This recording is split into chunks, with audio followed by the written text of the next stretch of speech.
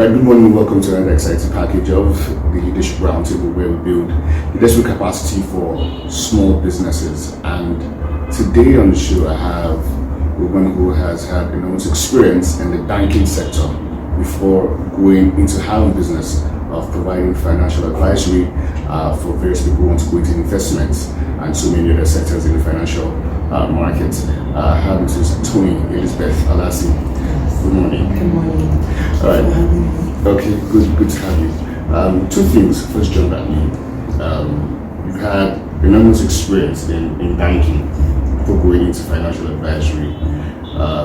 For a young person watching who wants to go into that sector, what are the things that you need to begin to learn, maybe as a banker first? What are the things you need to begin to pay attention to that will help you steady the ship when you want to go into your own business of financials?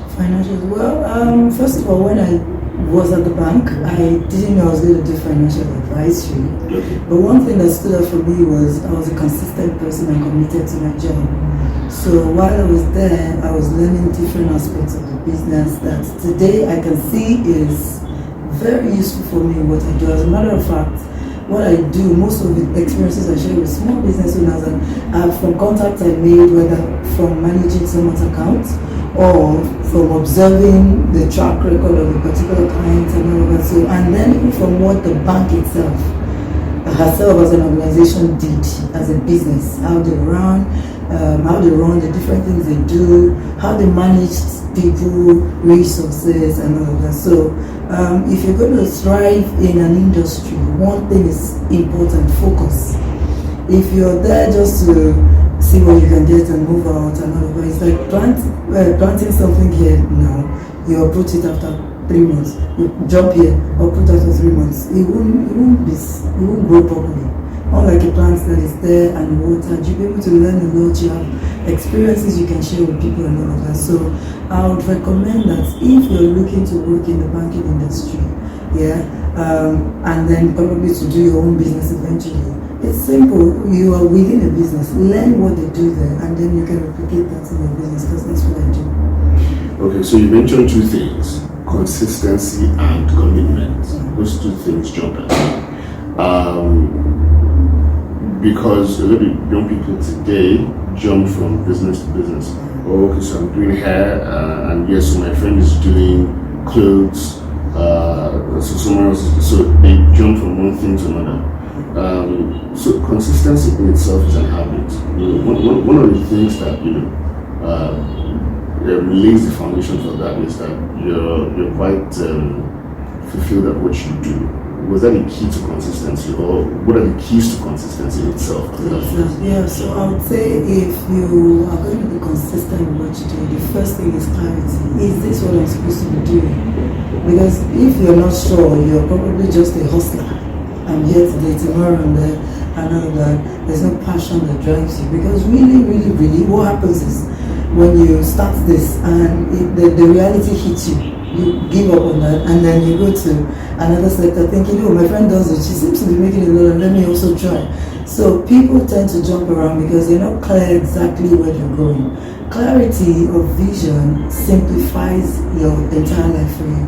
So if you know that this is what I'm supposed to be doing, or this is what I want to do, then somehow nothing can bounce you off that track. No matter how challenging it is, you know that, oh no, this is my gold mine, I just need to keep looking under every rock. One day it will come to what I exactly picture in my spirit and all of that. So it's clarity of vision. And secondly, don't compare yourself with anybody else. Once you're clear, there's really no basis for comparison. So you won't be looking at what someone else is doing. Of course, you will learn from people to get inspired, but they don't determine how you run the race yourself. So be clear about the vision. Basically, that will drive what you do.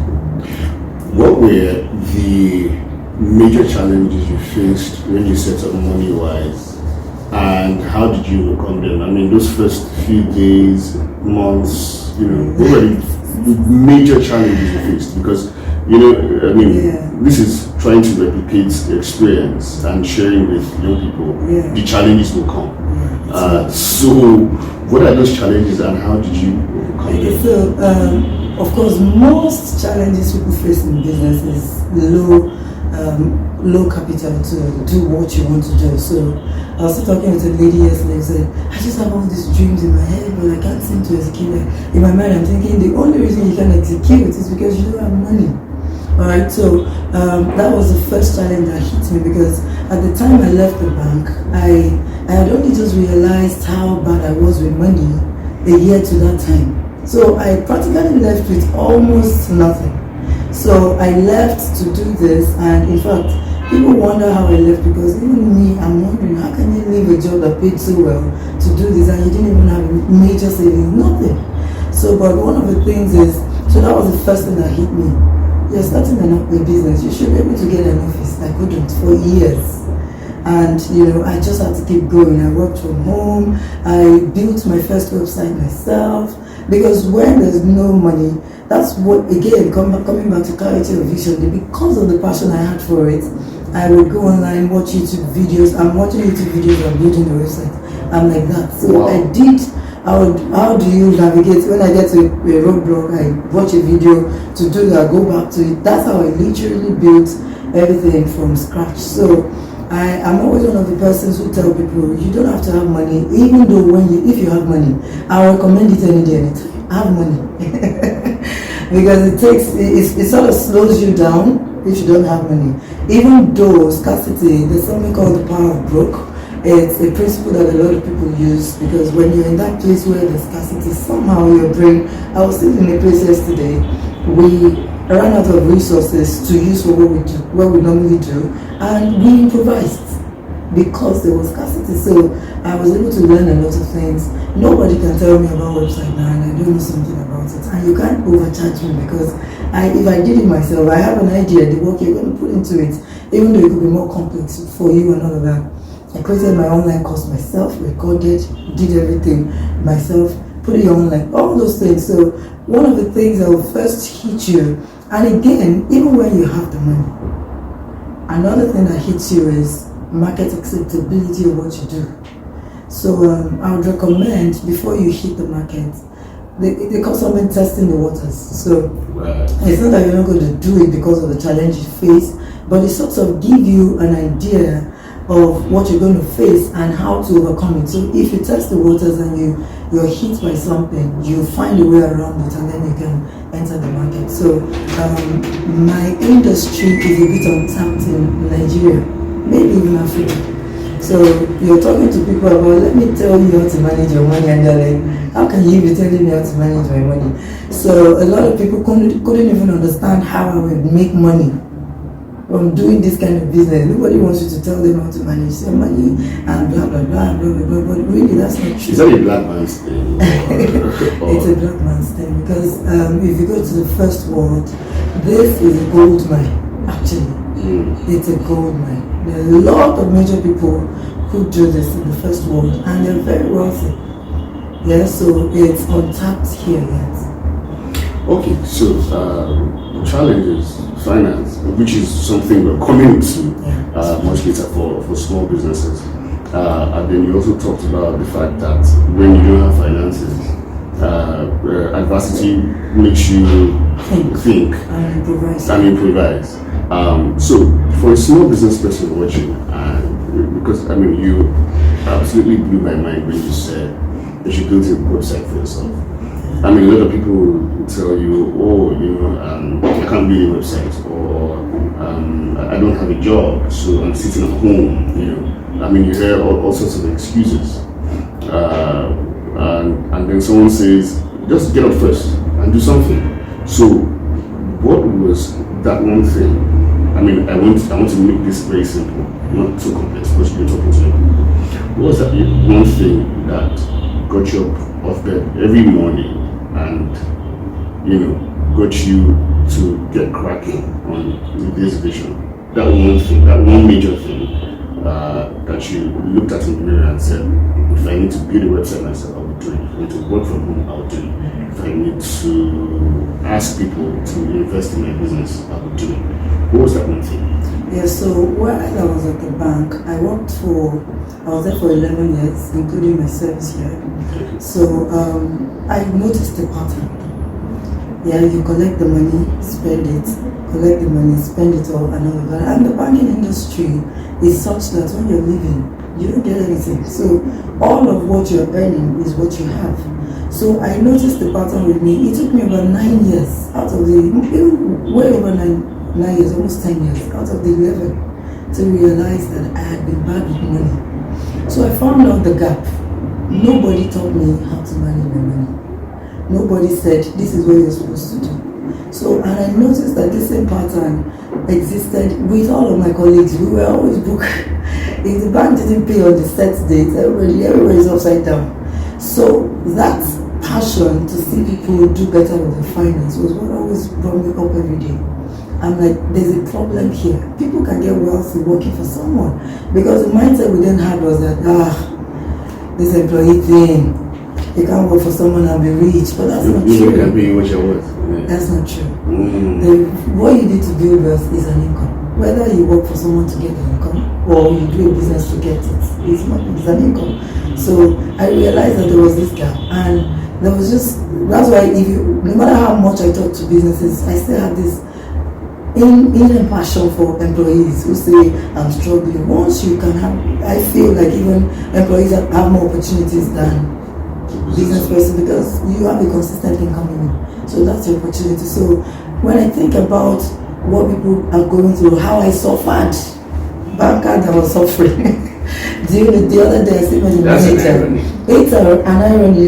It's like being in the middle of an ocean and you're thirsty. So I still met a bank manager of the bank where I worked that didn't have 250,000. He was looking for a loan of 250,000. Yeah, so I knew that this problem existed.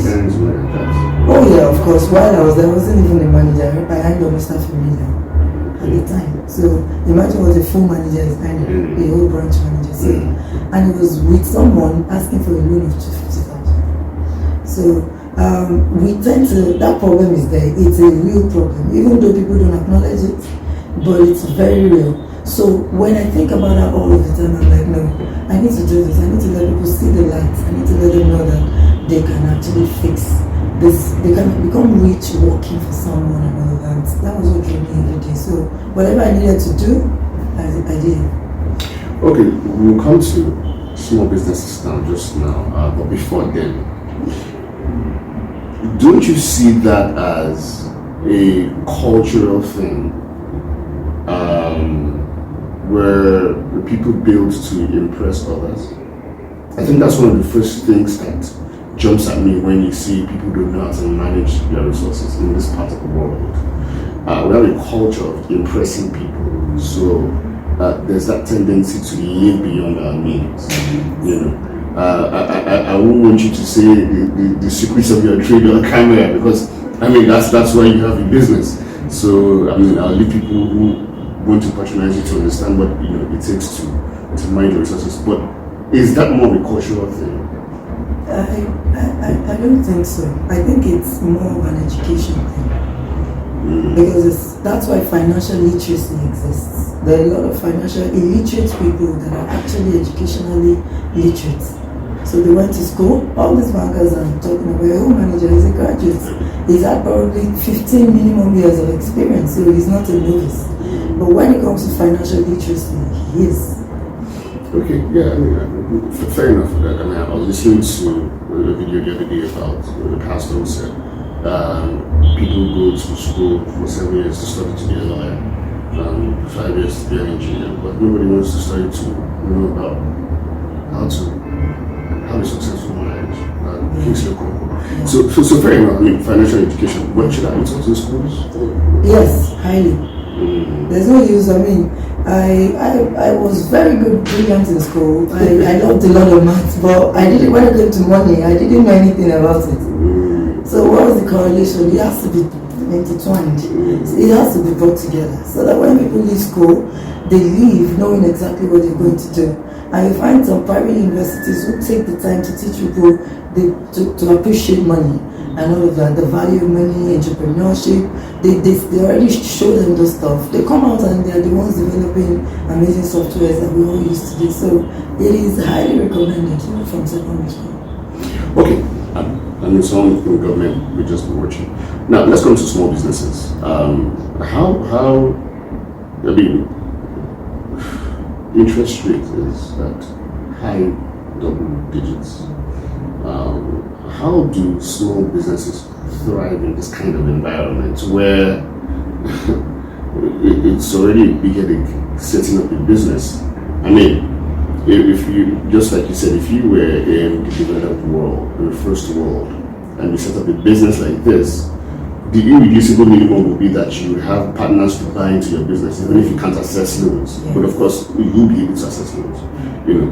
So the climate already is generally a bit harsh. What are the other avenues where small businesses can raise finances? That's the first leg of the question. The second, okay, let's take the first leg first, because the second leg is a bit. Okay. Yes. So there are several ways to raise funding for your business, even though not commercial loans. It's one of the ways. I don't know any small business that can survive under 22%. We hear these things. No business can actually. No business. Most of the big businesses that go for loans with commercial banks don't pay 8.22 because they're doing volume, so they negotiate. Yeah, so they have advantage. So no business really can survive 22 consistently. It won't work. So what I recommend if you're just starting out is if you can get a family member to fund you to start, interest-free loan, you're good. But then again, I'm very wary of loans because from my experience working with a lot of small businesses, none of them, people who reach me via the maybe DM or send me a message, none of them have gotten loans and succeeded with using it. They're in a mess.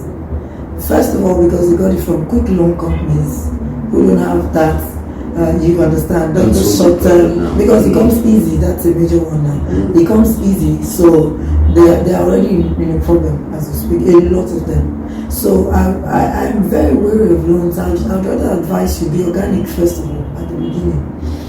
And if there's a need for you to have money at all, for example, it's digital design you learned, you want to start, and you need a laptop. There's no way you want to work without a laptop. Sure. You can talk to a family member, partner with you. Don't take it as a loan that I will repay with this interest. Appeal to them and get started. And then as you make money, you start saving up for the things you need. Be organic first of all. But at some point in your business, you would need some sort of funding, either via debt or equity. So you then start to look at, okay, can you buy into my business? The preferred option. Because when you buy into my business, we now share the risk. So there's nothing like, oh, the business is down, pay me my money. It doesn't happen with equity. But when it is debt, yes, even when the business dies, whatever is left, it goes to the person you owe first of all, not to you. So always there are different ways you can fund it, but whichever way, always prioritize partnership. A mentor always tells me something, don't be afraid to partner. Don't want to have 100% ownership of the company. Which is the mentality here. It is foolishness. If you have someone who is ready to take it, even if it's up to 40% or 60% of the business because they are bringing the money, that's what we have it, because people bring the money, they want to take the most portion of it based on their ownership. As long as I can get this idea off the ground, particularly when you're sure that this idea is a very viable one, that you just need a bit of time to work and you'll be flying, you should consider it. Yeah. So grow organically first of all, increase your sales. If you have to organically talk to people about your business, do a WhatsApp broadcast, nobody's going to charge you for that.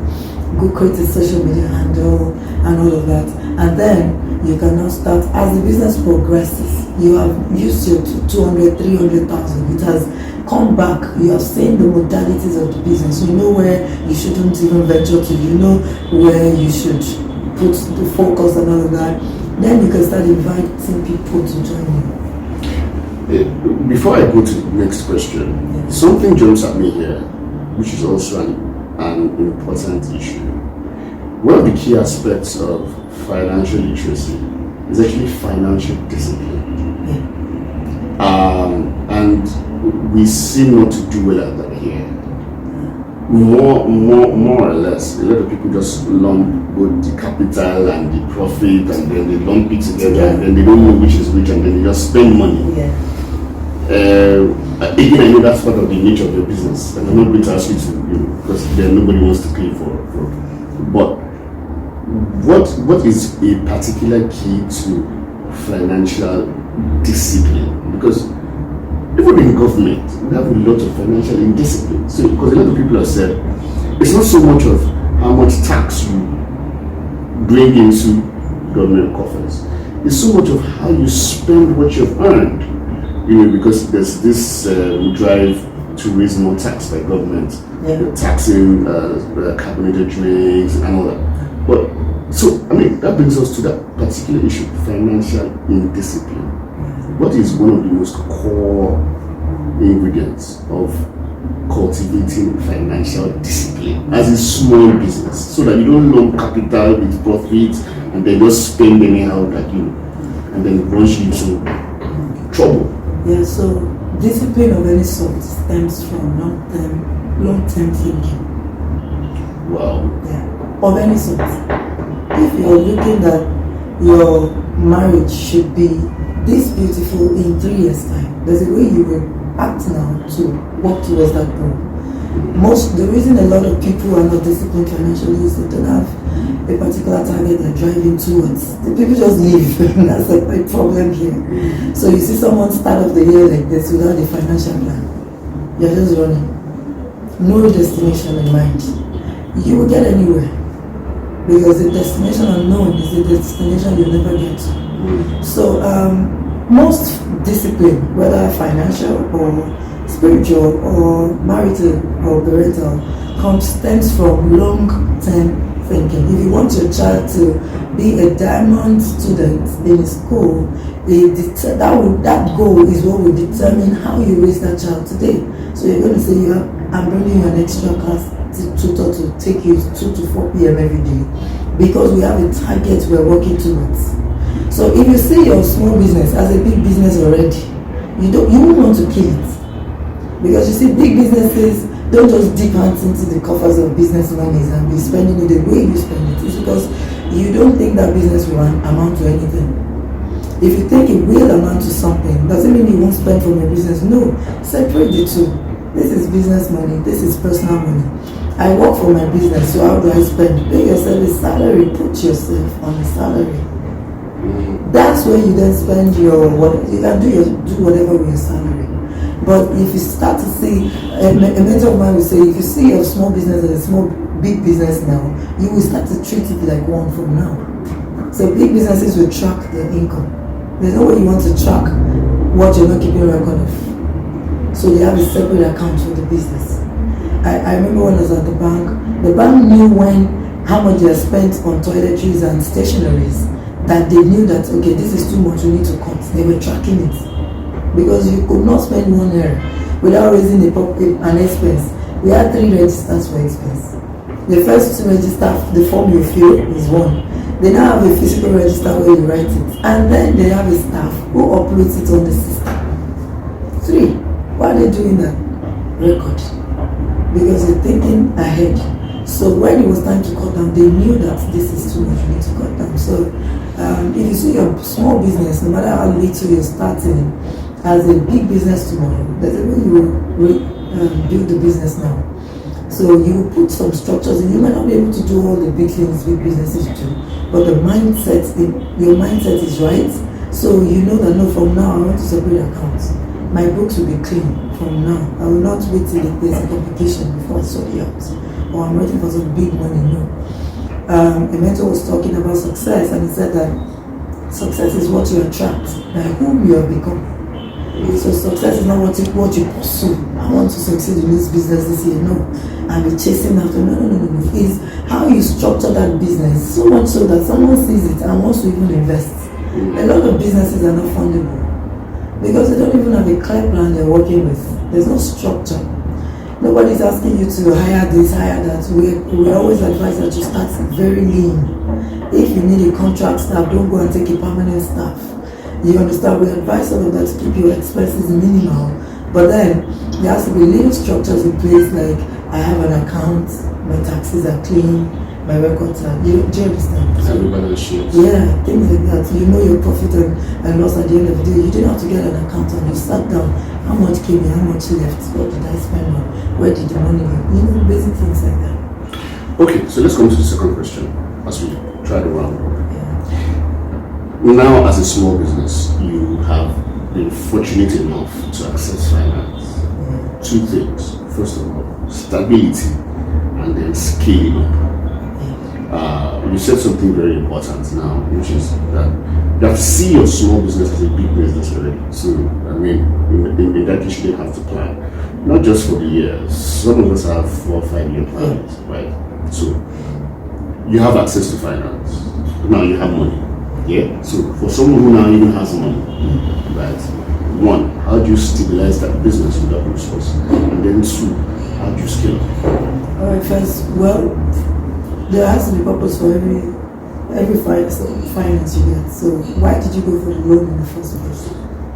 So if there's no need for a loan, there's no need to go get it. So if whatever it is that you want to do, I don't know what your business is, but if, for example, the loan you got is an initial setup fund you got, and you need to put an office or something, the questions you need to ask is, do I need the office now?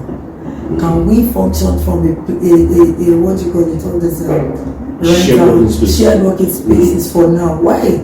You need cash more than anything else. You need cash more than anything else. And the thing is, when it comes to accounting, there's a difference between income and cash. Profit, even profit and cash. So the business could be making profit but don't have cash. That business in a short while will die, because cash is king and it is the engine that keeps the business going. Yeah, so you don't want to expend all your funding on, I put an office in place and then now I don't have money to run the business and I can't pay salaries and all of that. It's always a mistake we make over and over, but I want to advise against that. Don't do that. Keep as much cash as possible in the bank, because you need it. You always need it. Most of the time, the reason businesses are slow is the funding.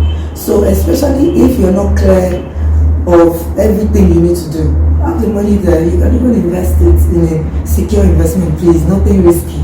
Just do treasury bills or money markets, so that when you are clear, you can go get it. So because a lot of people, the tendency is, oh, they gave me funding, or even when it is a father or mom that gives you your money to start your business, don't go and rent an office space so big and put all the systems there, buy all the machines, and then customers are not working through the door. Why don't you put more on marketing? Have a nice cozy place for them. Cute, don't have too many staff, operate lean as much as possible, and then push yourself. I remember talking to a guy sometime ago, and he told me, in business you must be seen. If people don't know what you're selling, nobody will buy from you. And how do you get seen? Marketing. So a lot of money will be needed for marketing yourself. So as demand comes, then you scale up. Exactly. Now when the demand comes, you then scale up, because you don't know what you need to do. You don't know that, okay, this is the area where our clients are beginning to complain, we're not meeting up here. So do we need to buy a machine? Let's buy the machine. But when you're buying the machine, you have the money. So there's nothing like I need a machine, I can't buy, so you're now losing customers. So that do you understand? That's usually the gap where businesses struggle, because they've expended all the money putting up a structure that doesn't bring in the kind of fund that you need to keep growing as a business, and then you can't scale. Okay, so last question for you today is still as regards scaling in business. You advise a lot of young people. They reach out to you on social media, maybe outside the church. What are the major things for 2022 that they need to watch out for in terms of what government is doing and how to harness those opportunities to scale their businesses? Because a lot of people have, various things that they're looking at in terms of upscaling. So, for instance, you saw here on Instagram that you want to have a physical store, or you sell clothes on Instagram, but you don't have a physical store. So what are the things that they should look out for in terms of the business environment as regards government is of doing business and in relation to those opportunities to help them scale up? Okay, so I would advise that everyone should also look at the National Development Plan of the government. They will give you a guide as to where they want to put money. But one major area is agriculture. Okay.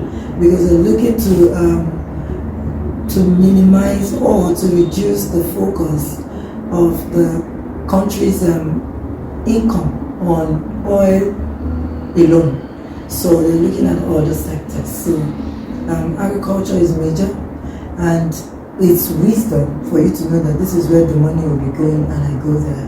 You don't have to go and raise chickens and all of those things, but what is the requirement they want for this particular thing? Can I put it in place and access the loan? Do I have a structure for it? If I don't, what can I do? Can I partner with someone? You understand? You need to look at that document properly, because it shows the direction. There will be a lot of fund going into construction and all of that. So we need to look at that document very well. So when it comes to government activities, the National Development Plan of the government for the next is it 5 years now, is clear enough for you to know, okay, this is where focus on that. But also, every business will need funding. If you're going to get funding, I want to advise, don't go for quick loans. Don't go for quick loans. I already said it before. The reason is I've hardly seen anybody, I don't know, maybe they just not come to me, who got the loan and knew what to do with it and is succeeding with it, because even the conditions are very stringent, up to 50%, and those are crazy digits. Usually, the reason people go for such loans is I just want to make the money. I already thought that once I do this and this, it doesn't always work like that. You need to structure yourself properly, because that tendency, the trend will increase this year. Quick loans. They will come to your office to say take. They will do different things to push the loans into you. And if you're a desperate young person, you really need money, you will be tempted to take it. It's not the route to go. Instead of doing that, look for people who can partner with your business. Most of the time, the reason we're not confident to sell our idea to people is because even we ourselves are not sure of it. So I also advise, study your books properly. All these government loans, during the lockdown, there were loans given to businesses. A lot of people could not get it because of little thing as being a registered company. Because the basic condition was for your business, you must be registered. It's just CAC registration. Then you're not ready for business. You're not ready. So structuring, little things matter. So I advise that if you're not at that place, even if you're just starting out, put those things in place. Register your company, have an account ready, be ready to do the records. You don't have to be professional. Just, put pen and paper together, track things, so that you're positioned. Because even if you're going to work with the government, they need all of those things. Your tax must be up to date. They need a lot of requirements. You can't, if you're not a diligent person, you can't even meet up. So it's to play in the league of the big companies or to do big things, you need to think right. You need to see right, and a lot of small businesses don't do that. They just want someone to give them money. No. You just want a bank to just give you money. No. The money the bank will give you, they collected it from Mr. A, who gave them the money and expected an interest of say 5% on it or 6%. They then come to you, let's give it to you at 10-15%, and then you don't return it. You put them in trouble. So once they see that you're not a serious corporate, there's no structure in your business, then they don't give you the loan. That's why a lot of people say bank don't give loan. When I was at the bank, I wrote loans and they gave my customers. There was no loan I submitted for approval, but I didn't get approval. Why? Because the customers have their documents, structure everything properly, and so nobody's just going to throw money away. Even if they are partnering with you, an uncle, like a sister, they want you to be able to convince them that this thing will do well. So it's a simple thing as writing your business plan yourself works. I was reading the book of Mr. Genovia, the chairman of Zenith Bank PLC. That book changed my entire business mindset. He said that While others were looking for people to do the feasibility study of the license, the document that the CBA required for licensing when he was going to get his license, he sat down and did it himself. Wow. The other people paid people, but he sat down, did it himself. So when he was making his presentation, let me tell you, his book is Arise Africa. I will recommend it to every young person. He said he was not qualified in terms of number of years. He didn't have all his documents in place, but his presentation sold got him the approval for the bank. Alright, Arise Africa is a book by Mr. Genovia. That'll be a book for the month, I'm sure. Mrs. Toyin Elizabeth Alasi is the CEO of MoneyWise Financial Advisory. Thank you so much for being Thank you very much. on the Roundtable. Thank you. So much insight packed in here. Thank you so much once more. Wish you all the best. Thank you very much. And that's the show for this week. We'll see you next week. Have a great day.